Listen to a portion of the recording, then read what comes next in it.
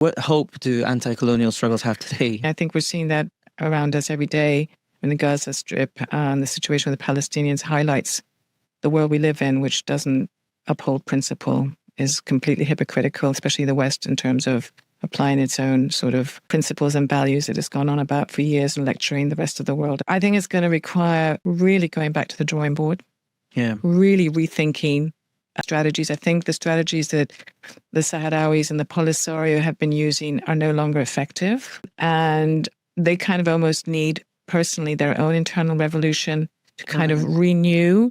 The suits and the ties, for example, it's not working. Yeah, anymore. they're going to have to renew. I mean, because I've seen them kind of going to suits and ties, like on a way losing their own identity to try to pander to Western expectations and trying to convince the West that they're entitled, that they have the right to and their there's own a certain state. kind of colonial dynamic in those kinds of politics, right? But really, like, education was one of the greatest achievements that the Sahrawi refugees and community in the refugee camps achieved over the years, where they got so many of their children out, got sponsorship in countries to get them educated as doctors and judges and agronomists, you name it. All the professions that they felt would be needed for an independent country to really be able to lead their own sort of future. And, as time has gone by and they've seen that future just seem to fade further and further away, and then the huge sacrifices that involved for families to let their children go away at times for 10, 20 years without seeing their own children which is a huge thing. But they were willing to do it because they thought that was going to be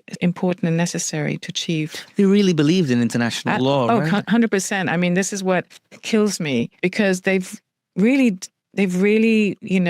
destroyed the innocence and belief of the Sahrawis in the international institutions that are supposed to represent their interests and uphold them. And so I don't know where this is going to lead. I really don't.